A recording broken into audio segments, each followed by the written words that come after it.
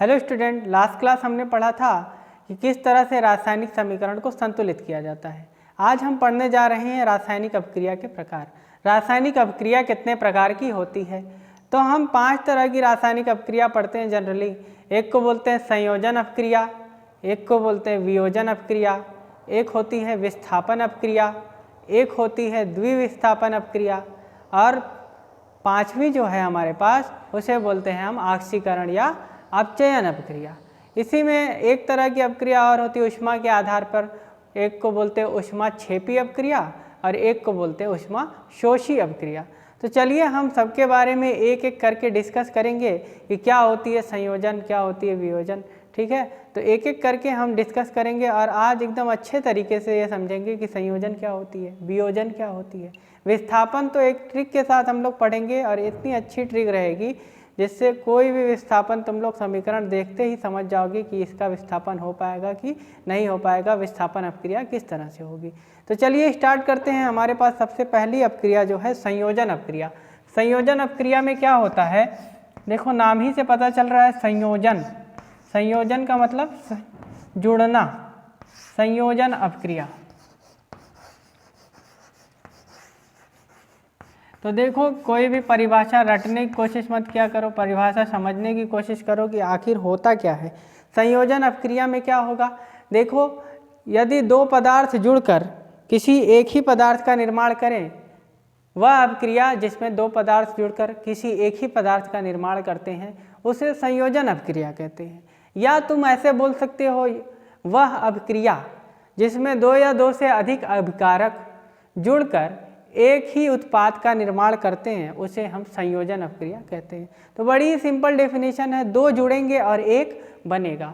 अगर कहीं पे भी किसी भी अपक्रिया में दो पदार्थ जुड़ रहे हैं और एक ही पदार्थ बन रहा है तो उसे हम संयोजन अपक्रिया कहेंगे। सिंपल सी बात है, यहाँ पे हम लोग देख लेते हैं कि संयोजन अपक्रिया क्या है। मान लेते हैं कि ए सब्सटेंस, एक पदार्थ ए है जो बी से जुड़ गया और बी से जुड़ के क्या दे दिया, ए बी दे दिया। तो यहाँ पे देखो अभिकारक कितने थे, दो, और दो अभिकारक जुड़ के कितना उत्पाद दिए हैं, एक ही उत्पाद है। तो उत्पाद हमारे पास एक ही रहेगा, अभिकारक दो या दो से अधिक भी रह सकते हैं, दो रह सकते हैं, दो से ज़्यादा भी रह सकते हैं। तो चलिए उदाहरण से समझते हैं कि किस तरह संयोजन अपक्रिया क्या होती है। तो हम लोग उदाहरण जो पढ़े थे, जब मैग्नीशियम को वायु की उपस्थिति में जलाया जाता है तो मैग्नीशियम ऑक्साइड बनता है। मैग्नीशियम ऑक्सीजन, देखो अभिकारक कितने हो गए, दो, और दो अभिकारक हैं लेकिन उत्पाद कितना है, उत्पाद एक ही है। अभिकारक दो और उत्पाद एक, ऐसी अपक्रिया कौन सी अपक्रिया कहलाएगी, संयोजन अपक्रिया कहलाएगी। इसे हमें संतुलित करना है तो हम क्या कर सकते हैं, मैग्नीशियम एक एक, ऑक्सीजन इधर दो है, इधर भी दो है तो एक है, इधर दो कर दो और यहाँ पे भी दो कर दो, संतुलित हो गई। स्टेट लिख दो, तो ये सॉलिड है, ठोस है तो यस, ये गैस है तो जी, और ये भी सॉलिड है माने ठोस है तो इसको भी यस। ये हमारे पास रासायनिक अपक्रिया का संतुलित रासायनिक समीकरण हो गया है। ठीक है, इसी तरह जब हाइड्रोजन ऑक्सीजन से रिएक्ट करती है तो जल बनता है। अब हाइड्रोजन जुड़ा, किससे जुड़ा, ऑक्सीजन से। हाइड्रोजन ऑक्सीजन से अपक्रिया की, अभिकारक हमारे पास कितने हैं, दो, उत्पाद कितना है, एक। अगर दो अभिकारक जुड़ के एक ही उत्पाद का निर्माण करते हैं तो ऐसी अपक्रिया कौन सी अपक्रिया होती है, संयोजन अपक्रिया होती है। दो जुड़ गए एक बन गया, दो जुड़ा एक बना, अपक्रिया का नाम संयोजन अपक्रिया।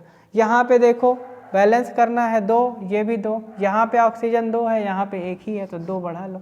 यहाँ पे अब हाइड्रोजन चेंज हो गया, यहाँ पे दो कर लो। स्टेट लिख दो, गैस गैस लिक्विड, है ना। तो इस तरह से हम लोग रासायनिक समीकरण को बैलेंस भी कर लेते हैं, साथ ही साथ उसकी हम स्टेट भी दिखा दे रहे हैं। इसी तरह जब नाइट्रोजन हाइड्रोजन से अभिक्रिया करती है तो अमोनिया का निर्माण होता है। अब यहाँ पे नाइट्रोजन हाइड्रोजन, देखो दो अभिकारक हैं और कोई दो अभिकारक जुड़ के उत्पाद कितना दे रहे हैं, एक ही दे रहे हैं। तो अगर दो अभिकारक जुड़ के एक ही उत्पाद का निर्माण करें तो अभिक्रिया कौन सी होगी? संयोजन अभिक्रिया हो जाएगी।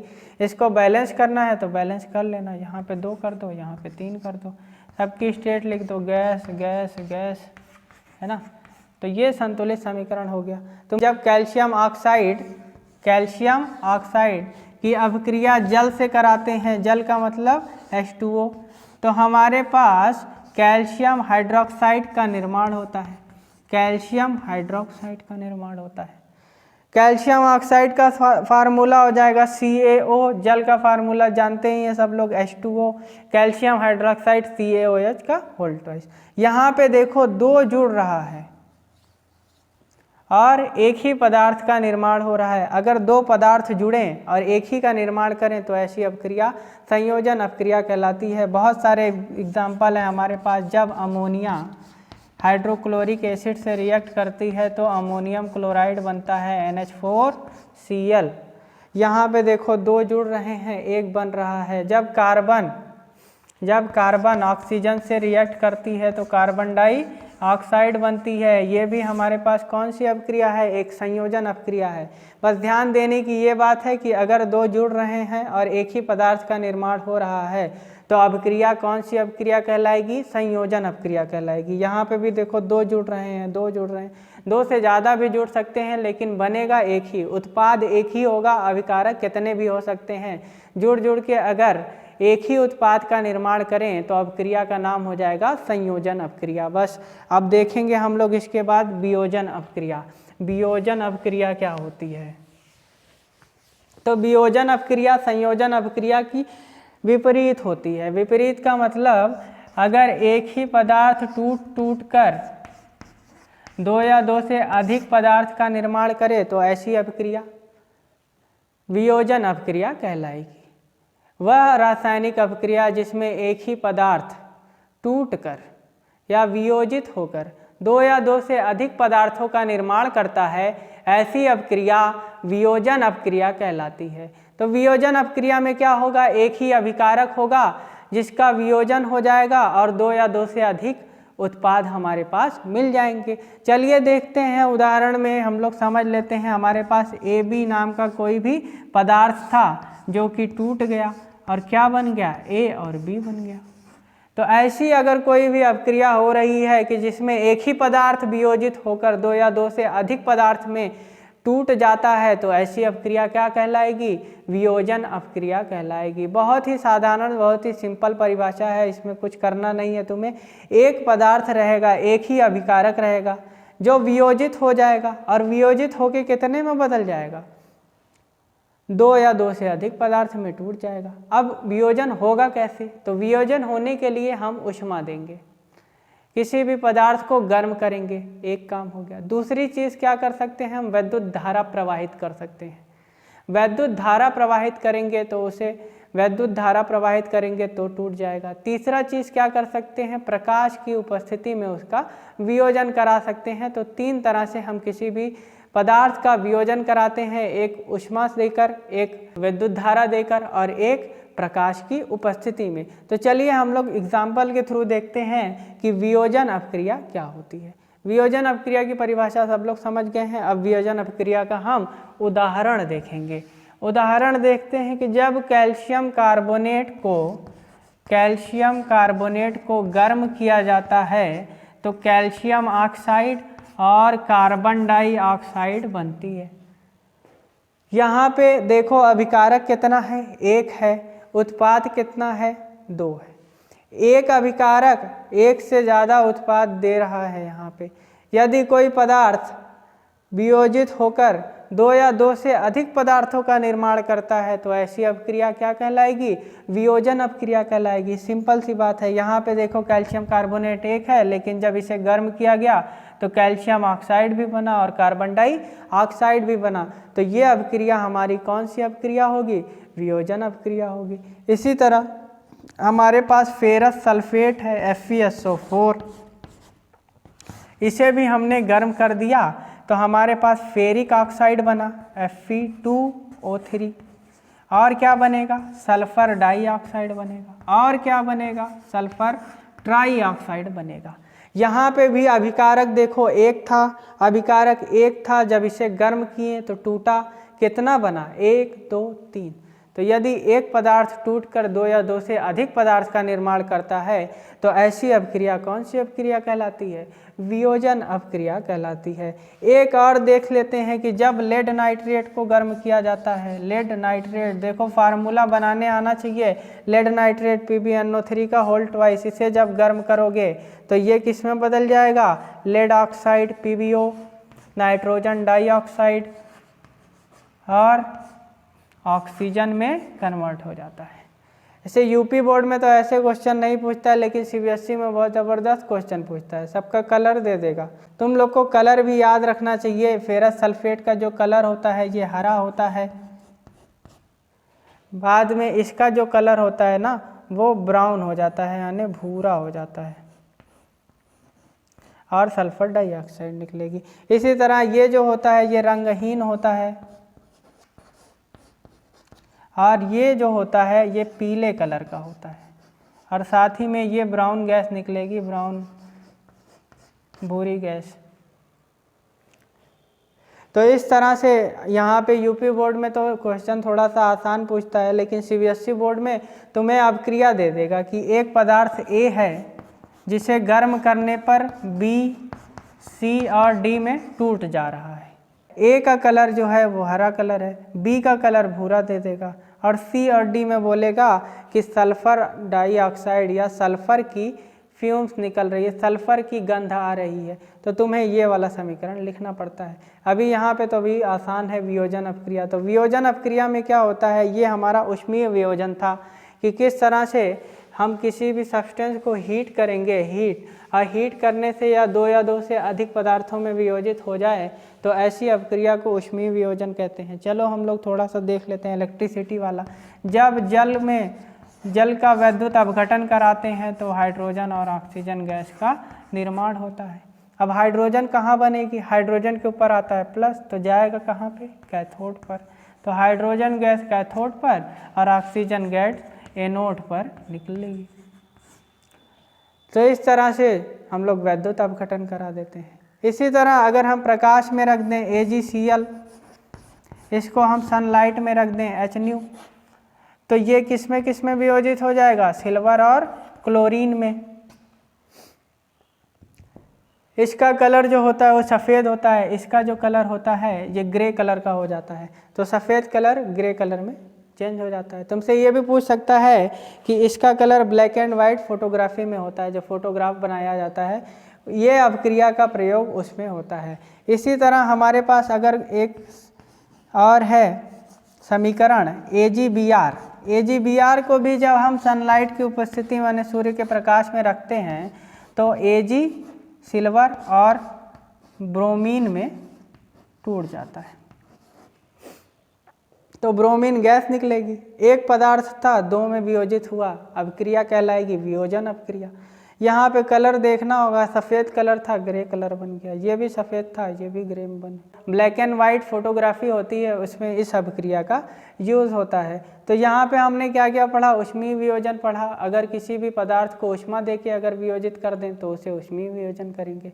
अगर वैद्युत देके करें तो वैद्युत अपघटन हो जाएगा, और अगर हम सनलाइट में या प्रकाश की उपस्थिति में राशि वियोजन कहेंगे। तो इस तरह से हमारे पास 3 तरह की वियोजन अपक्रियाएं हो। वियोजन अपक्रिया के हम लोग सारे एग्जाम्पल देख चुके हैं, बहुत सारे, अभी भी बहुत एग्जाम्पल हैं, लेकिन हमें क्या करना है? सिर्फ समझना है। क्या एक पदार्थ रहेगा, अभिकारक एक रहेगा, उत्पाद 1 या 2 या 2 से अधिक होगा। अगर उत्पाद 2 या 2 से अधिक है तो ऐसी अपक्रिया क्या कहलाएगी? वियोजन अपक्रिया कहलाएगी। अब हम लोग अगली अपक्रिया पे चलते हैं, अपनी विस्थापन अपक्रिया। तो विस्थापन अपक्रिया से पहले हम लोग सक्रियता श्रेणी देख लेते हैं। सक्रियता श्रेणी क्या होती है?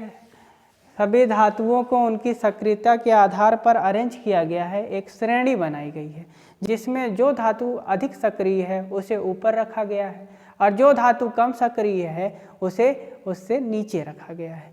तो ऐसी श्रेणी हमारे पास जो है उसी को हम सक्रियता श्रेणी कहते हैं। अब सक्रियता श्रेणी हमें याद रहनी चाहिए। अगर हमें सक्रियता श्रेणी याद है तो विस्थापन अपक्रिया करने में हमें बहुत ही आसानी होगी। कैसे भैया? चलो देखते हैं कि हमारे पास एक सक्रियता श्रेणी होती है जिसमें सबसे ऊपर होता है पोटेशियम, फिर होता है सोडियम, फिर होता है कैल्शियम, फिर होता है मैग्नीशियम, फिर होता है एल्युमिनियम, फिर होता है जिंक, फिर होता है आयरन, फिर होता है लेड। तो हमें फिर से देखना है, काशी से पोटेशियम, नाश से सोडियम, का से कैल्शियम, माली से मैग्नीशियम, आलू से एल्युमिनियम, जरा जिंक, फीके से आयरन, पकाता से लेड, और इसके बाद है से हाइड्रोजन। इसके बाद हमारे पास क्या आ जाता है, कॉपर, इसके बाद फिर आएगा मरकरी, फिर आएगा सिल्वर, फिर आएगा गोल्ड। तो काशीनाथ का माली आलू जरा फीके पकाता है। इसके बाद copper, Hg, Ag, Au, copper, Hg, Ag, Au। आराम से इस तरह से याद कर सकते हैं, ये सक्रियता श्रेणी है। अब ये सक्रियता श्रेणी अगर तुम्हारे दिमाग में रहेगी, ये सक्रियता श्रेणी तुम्हें याद रहेगी, तो तुम कोई भी विस्थापन अपक्रिया तुम्हारे सामने रहेगी तो तुम कर लोगे। वहाँ पे इस तरह से भी पूछता है कि क्या ये धातु हाइड्रोजन विस्थापित कर पाएगी कि नहीं पाएगी। तो इसके लिए हमें क्या होगा, ये सक्रियता श्रेणी याद रहनी चाहिए। अगर सक्रियता श्रेणी याद है तो हम देख लेंगे कि क्या वह धातु सक्रियता श्रेणी में ऊपर है या नीचे है। अगर सक्रियता श्रेणी में कोई भी धातु उस धातु से ऊपर होगी तो ऊपर वाला क्या कर सकता है, नीचे वाले को विस्थापित कर सकता है। जैसे आयरन जो है, अगर आयरन है तो आयरन कॉपर को क्या कर सकता है, विस्थापित कर सकता है। क्यों विस्थापित करेगा, क्योंकि आयरन कॉपर से ऊपर रखा है। जिंक आयरन को विस्थापित कर देगा, क्यों, क्योंकि जिंक आयरन से ऊपर रखा है। मैग्नीशियम आयरन को विस्थापित कर देगा, क्यों, क्योंकि आयरन से मैग्नीशियम क्या है, ऊपर है।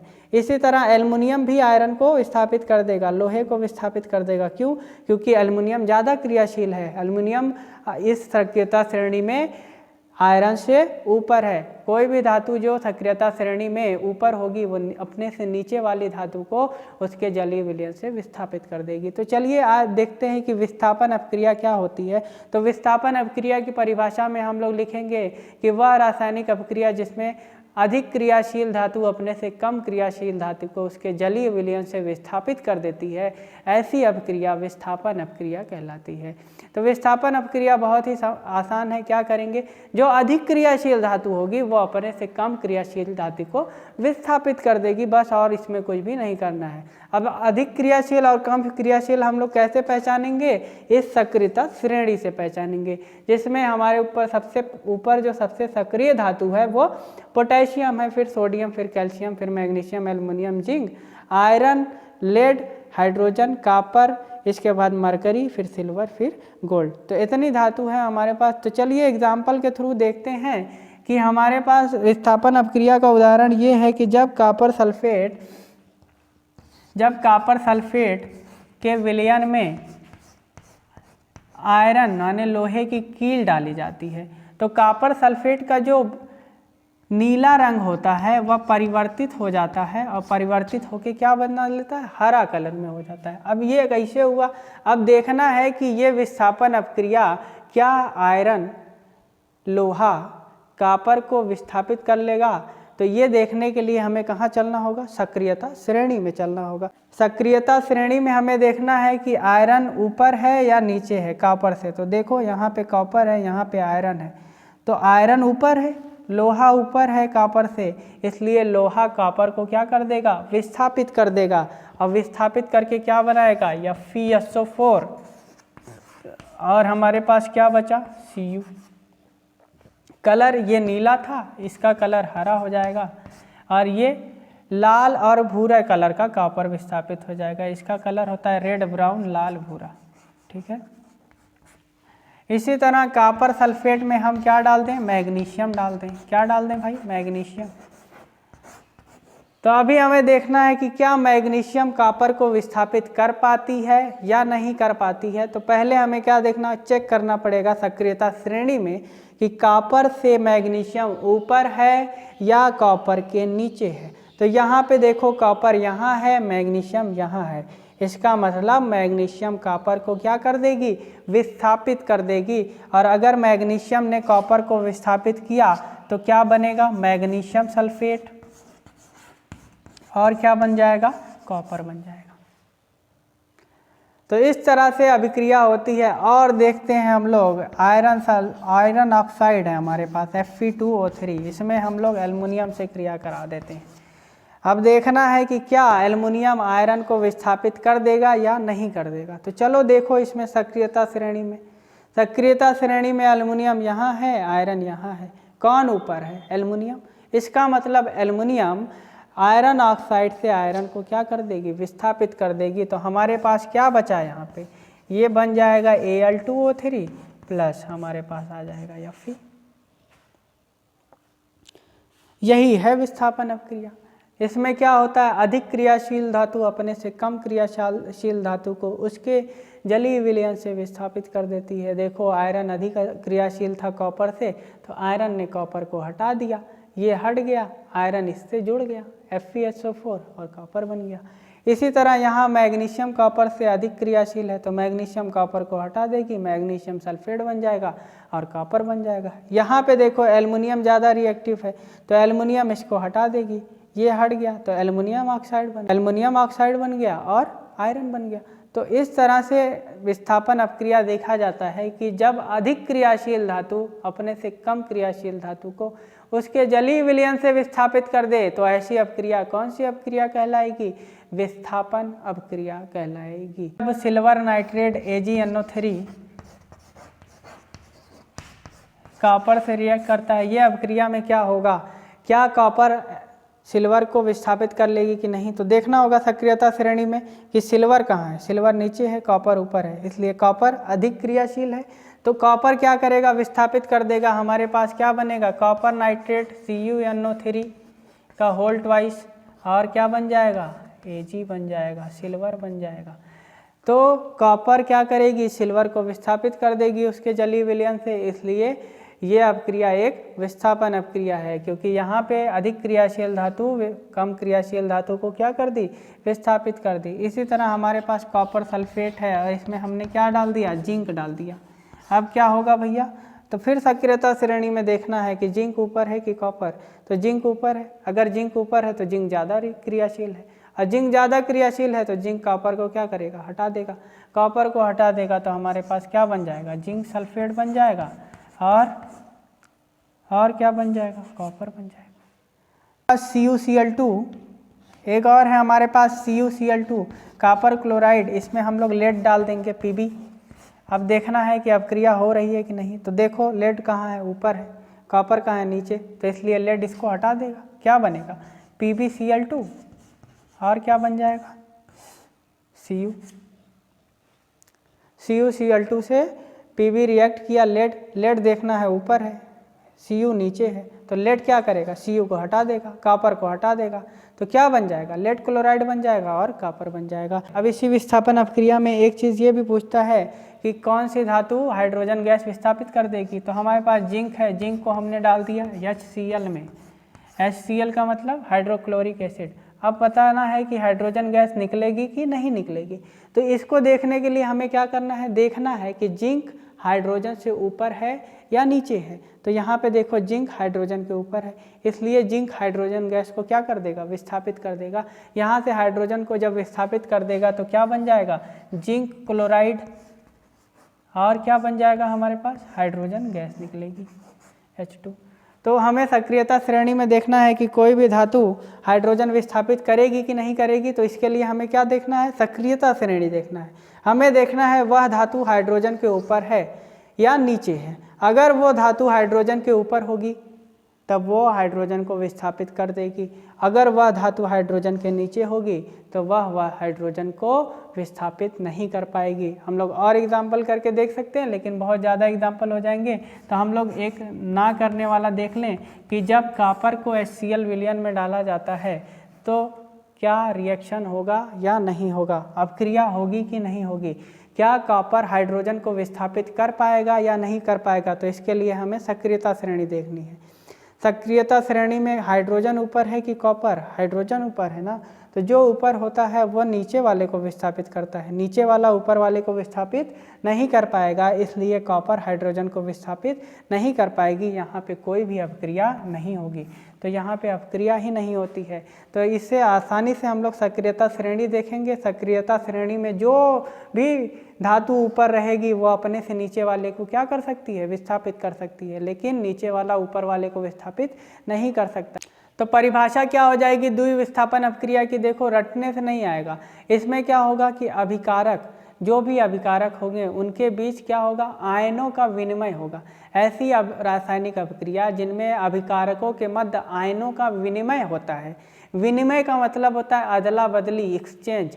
अगर आयन एक्सचेंज हो जाते हैं तो ऐसी अपक्रिया द्विविस्थापन अपक्रिया कहलाती है। तो द्विविस्थापन अपक्रिया बहुत ही आसान अपक्रिया, एकदम आसान से कर लोगे, एकदम आराम से कर लोगे द्विविस्थापन अपक्रिया, अभी सब समझ में आ जाएगा। द्विविस्थापन अपक्रिया में क्या होता है, आयन का एक्सचेंज होता है। एक्सचेंज का मतलब विनिमय होता है, विनिमय का मतलब अदला बदली होती है। अब दो अभिकारक होंगे तो एक में प्लस माइनस होगा, दूसरे वाले में भी प्लस माइनस होगा, ये दोनों के बीच में क्या हो जाएगी, आयनों की अदला बदली हो जाएगी, तब हमारे पास क्या बनेगा, कोई भी उत्पाद बनेगा। तो हम लोग एग्जाम्पल देखते हैं कि जब हाइड्रोक्लोरिक अम्ल की क्रिया सोडियम हाइड्रोक्साइड से कराते हैं तो हमारे पास क्या बनता है, सोडियम क्लोराइड एवं जल बनता है।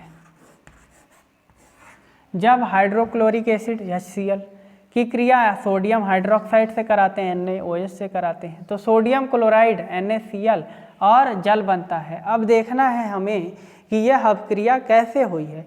तो अपक्रिया होने के लिए सबसे बड़ा काम कि इसको तोड़ दो।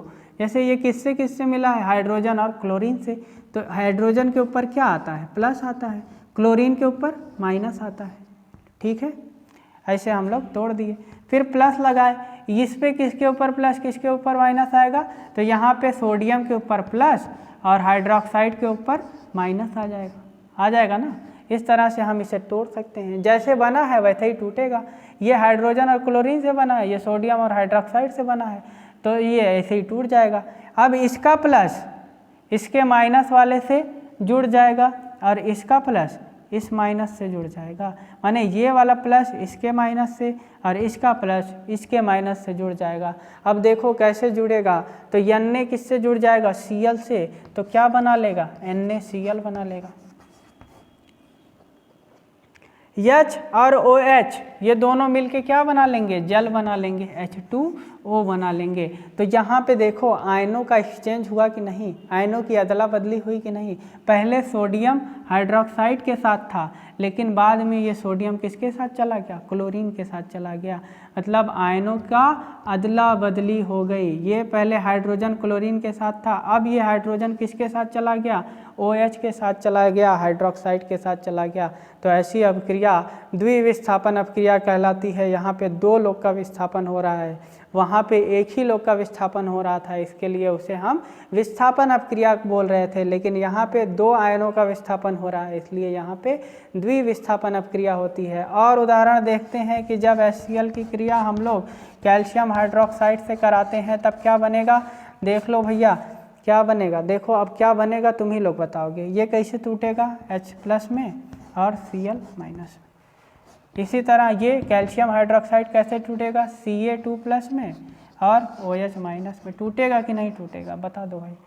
ये H+ और Cl- में टूट गया, ये Ca2+ और OH- में टूट गया, ये तो ऐसे ही ब्रेक होगा ना। अब बनेगा क्या, हमने क्या कहा था, इसका प्लस इसके माइनस से रिएक्ट कर लेगा, Cl से रिएक्ट कर लेगा, और ये H इस OH से रिएक्ट कर लेगा, H OH से रिएक्ट कर लेगा, यह इससे अपक्रिया कर लेगा और ये इससे अपक्रिया कर लेगा।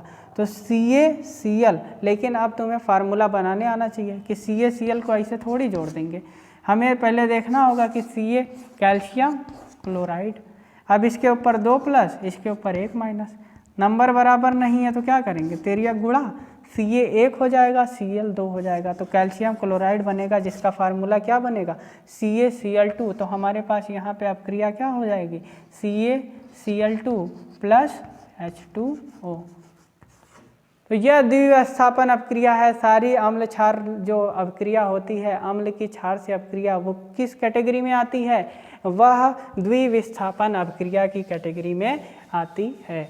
इसी तरह हम लोग और देख लें, एक दो एग्जाम्पल और लेंगे, फिर इसके बाद हम लोग ऑक्सीकरण और अपचयन पे चलेंगे। तो जब नाइट्रिक एसिड की क्रिया HNO3 की क्रिया हम करा दें कैल्शियम हाइड्रोक्साइड से, तो हमारे पास क्या बनेगा?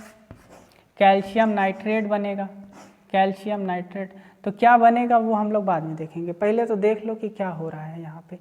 तो ये H+ और NO3 माइनस में टूटेगा, जिससे बना है उसी में टूटेगा। H पे प्लस आएगा और NO3 पे माइनस आ जाएगा।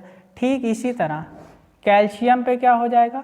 प्लस आ जाएगा। कितना प्लस आ जाएगा? 2 प्लस। और हाइड्रोक्साइड पे क्या हो जाएगा? माइनस हो जाएगा।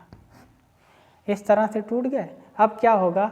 इसका प्लस इसके माइनस से, और इसका प्लस इसके माइनस से, इसका प्लस इसके माइनस से, और इसका प्लस इसके माइनस से रिएक्ट कर लेगा। तो क्या बना लेगा भैया? देख लो, कैल्शियम और नाइट्रेट जब जोड़ेंगे तो NO3 का होल ट्वाइस हो जाएगा। और क्या बनेगा? जल बनेगा, यानी H2O बनेगा। अब फार्मूला बनाने आना चाहिए। फार्मूला मैं सिखा चुका हूँ, बार बार मैं नहीं सिखाऊंगा। बार बार एक ही चीज़ नहीं बताई जाती है, फार्मूला देख लेना। कोई भी रासायनिक अपक्रिया बनाने से तुम लोग डायरेक्ट रासायनिक अपक्रिया के प्रकार नहीं समझ सकते हो। इसके लिए तुम्हें रासायनिक अपक्रिया आनी चाहिए। रासायनिक अपक्रिया कैसे बनाई जाती है, समीकरण कैसे बनाया जाता है, समीकरण को संतुलित कैसे किया जाता है, इसके बाद तब ये सारी चीज़ें समझ में आएंगी। तो रासायनिक सूत्र नहीं बनाने आता है तो रासायनिक सूत्र बनाना सीख लो पहले, क्योंकि कोई भी टीचर जब एक बार बनाना सिखा दिया, बैलेंस करना सिखा दिया, तो बार बार नहीं बनाएगा, बार बार नहीं बताएगा। तुम लोग इसे बैलेंस कर लेना खुद से, सारी चीज़ों को सीखा करो। 1 बार 2 बार 3 बार होगा, धीरे धीरे सारी चीज़ें आ जाएगी। एक ही दिन में सारी चीज़ें समझ में नहीं आती है। तो इसके लिए यह अपक्रिया कैसी हो गई? द्विविस्थापन, क्योंकि यहाँ पे क्या हो गया? आयनों के बदले अदला बदली हो गई, आयनों का एक्सचेंज हो गया। और अगर आयनों का एक्सचेंज हो जाता है, ऐसा रिएक्शन जिसमें आयन एक्सचेंज होते हैं, उसे हम लोग क्या बोलते हैं? डबल डिस्प्लेसमेंट बोलते हैं या द्विविस्थापन अपक्रिया बोलते हैं। तो ये एकदम आसान सा उदाहरण था द्विविस्थापन अपक्रिया का। ऐसे बहुत सारे एग्जाम्पल हैं। अब हम लोग इसके बाद वाली बात करेंगे, जिसमें हम लोग बात करेंगे ऑक्सीकरण एवं अपचयन की। ऑक्सीकरण एवं अपचयन, ऑक्सीकरण एवं अपचयन। अब ध्यान देना कि ऑक्सीकरण क्या होता है, ऑक्सीकरण, और हमें देखना है अपचयन। तो देखो, बहुत ही यहाँ पे बहुत ही कन्फ्यूज़न होता है ऑक्सीकरण और अपचयन में। देखो, ऑक्सीकरण देखना है और अपचयन देखना है, तो ऑक्सीकरण और अपचयन में बहुत ही कन्फ्यूज़न होता है। तो सबसे सिंपल सी चीज़ ये याद रखना कि ऑक्सीकरण में ऑक्सीजन जुड़ेगा, ऑक्सीजन ऐड होगा। कौन ऐड होगा? ऑक्सीजन। और अगर ऑक्सीजन ऐड होगा तो हाइड्रोजन यहाँ से क्या हो जाएगा? निकल जाएगा। तो रिमूव कौन होगा? रिमूव कौन होगा भैया? हाइड्रोजन। ऑक्सीजन जुड़ेगा और हाइड्रोजन निकलेगा। ठीक इसी का उल्टा होता है अपचयन। इसका मतलब यहाँ पे कौन ऐड होगा? हाइड्रोजन ऐड होगा। और कौन निकलेगा? रिमूव कौन होगा? ऑक्सीजन रिमूव हो जाएगा।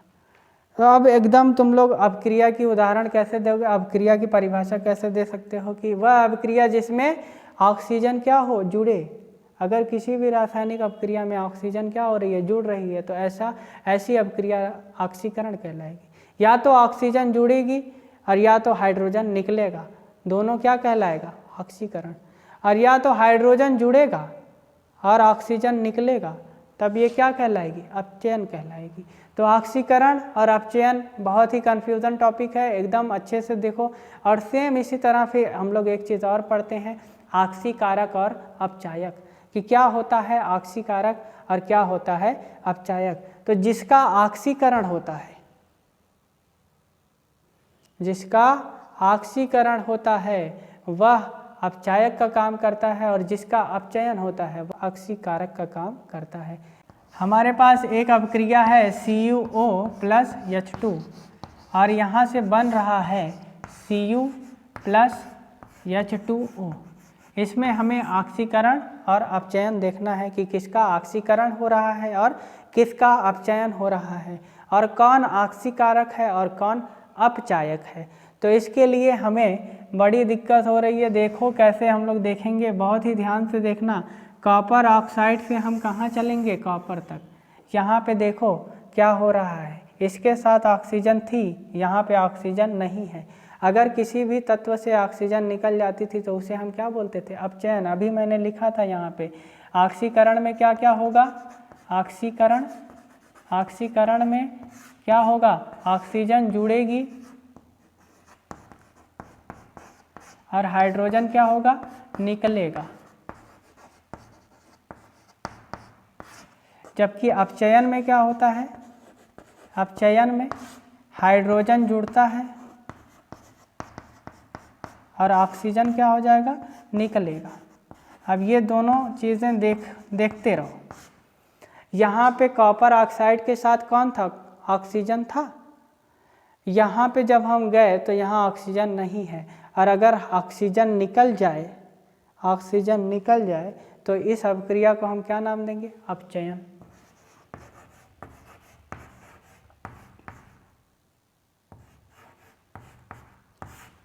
अब यहाँ से यहाँ चलो, देखो यहाँ हाइड्रोजन के पास ऑक्सीजन नहीं थी, लेकिन यहाँ पे ऑक्सीजन हो गई है। तो यहाँ से यहाँ तक जाने पे क्या हो रहा है, ऑक्सीजन जुड़ रही है।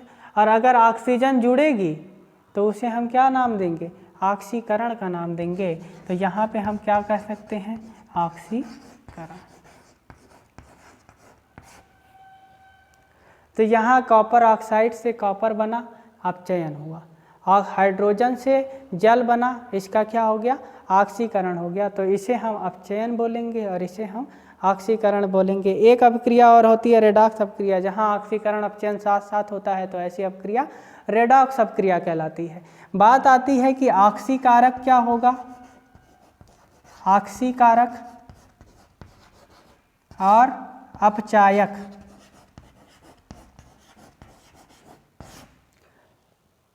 तो इसको एकदम ध्यान से देखना है भैया। जिसका अपचयन होता है, जिसका अपचयन होता है,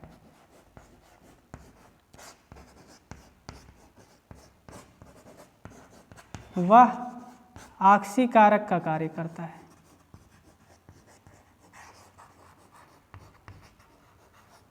वह ऑक्सीकारक का कार्य करता है। और जिसका ऑक्सीकरण होता है, जिसका ऑक्सीकरण होता है,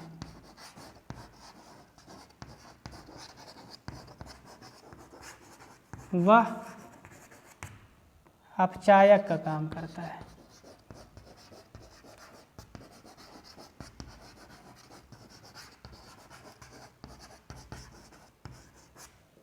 तो यह अपक्रिया तुम्हें दे देगा, पूछेगा इसमें किसका ऑक्सीकरण हो रहा है, किसका अपचयन हो रहा है। तो तुम्हें देख लेना है कि अगर ऑक्सीजन निकल रही है तो अपचयन होगा, हाइड्रोजन में किसी में ऑक्सीजन जुड़ रही है तो ऑक्सीकरण होगा।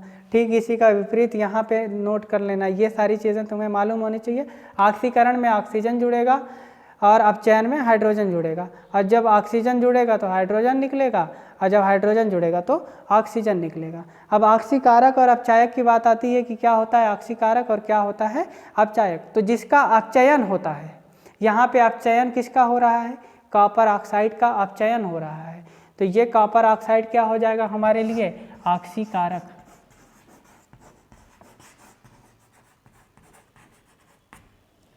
ये कॉपर ऑक्साइड हमारे लिए क्या हो गया, ऑक्सीकारक हो गया।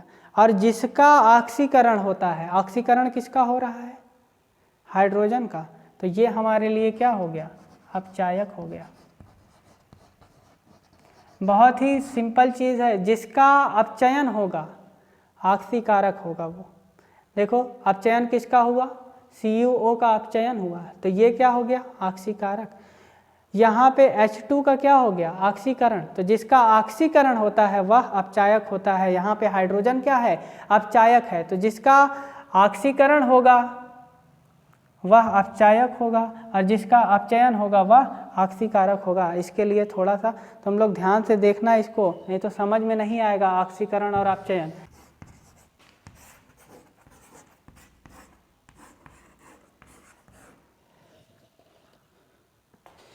यह हमारे पास एक समीकरण है, इसमें हमें देखना है कि कौन ऑक्सीकरण, किसका ऑक्सीकरण हो रहा है, किसका अपचयन हो रहा है।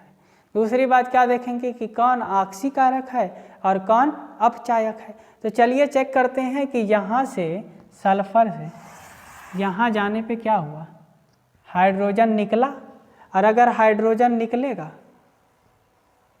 तो इसे हम क्या बोल सकते हैं, ऑक्सीकरण। तो ये वाला सिस्टम कहाँ क्या कहलाएगा, ऑक्सीकरण।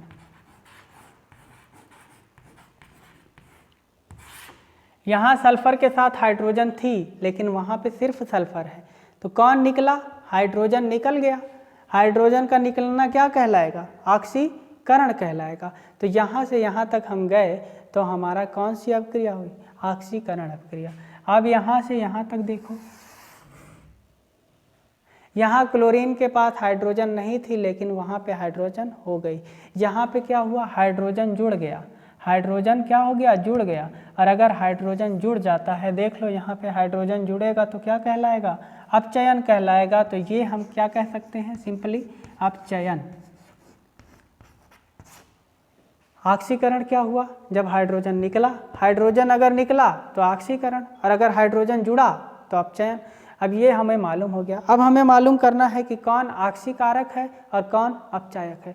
तो हम लोग देखे थे कि जिसका अपचयन होगा, जिसका अपचयन होगा, तो अपचयन किसका हो रहा है, क्लोरीन का अपचयन हो रहा है ना। तो क्लोरीन हमारे लिए क्या हो जाएगा, ऑक्सीकारक। क्या हो जाएगा, ऑक्सीकारक। और जिसका ऑक्सीकरण होता है, ऑक्सीकरण किसका हो रहा है, हाइड्रोजन सल्फाइड का, तो ये हमारे लिए क्या हो जाएगा, अपचायक हो जाएगा, अपचायक। तो ऑक्सीकरण जिसका होता है वो अपचायक का काम करेगा, जिसका अपचयन होगा वह ऑक्सीकारक का काम करेगा। बहुत ही सिंपल है, बहुत ही सिंपल है, इसे एक बार समझ लेना। ऑक्सीकारक किसे कहते हैं, जिसका अपचयन होता है वह ऑक्सीकारक का कार्य करता है, और जिसका ऑक्सीकरण होता है वह अपचायक का कार्य करता है। तो अपचायक कौन हो जाएगा, ये, और ऑक्सीकारक कौन हो जाएगा, क्लोरीन अपचायक। इसके बाद लास्ट टॉपिक है हमारी संक्षारण। संक्षारण में क्या होता है कि कोई भी धातु वायु में उपस्थित नमी और ऑक्सीजन से क्रिया करके उसका धीरे धीरे क्या होने लगता है, क्षरण होने लगा है। इसी को हम संक्षारण कहते हैं। और सबसे अच्छा जो उदाहरण है वो लोहे में जंग लगना है, कि लोहे में जंग कैसे लगता है। तो लोहे में जंग लगना देख लो, वीडियो बहुत बड़ी हो रही है। लोहे में जंग कैसे लगता है, जब आयरन ऑक्सीजन से क्रिया कर लेता है और नमी से क्रिया करता है, नमी का मतलब जल से क्रिया करता है, तो ये किस में बदल जाता है, अपने ऑक्साइड में बदल जाता है, यानी आयरन ऑक्साइड Fe2O3 में बदल जाता है। और साथ ही साथ क्या होते हैं, जल के भी मॉलिक्यूल होते हैं, तो इसे बोलते हैं हम लोग संक्षारण। ये कलर क्या हो जाता है, लाल कलर का होता है। तो जंग भी कैसा होता है, लाल कलर का होता है।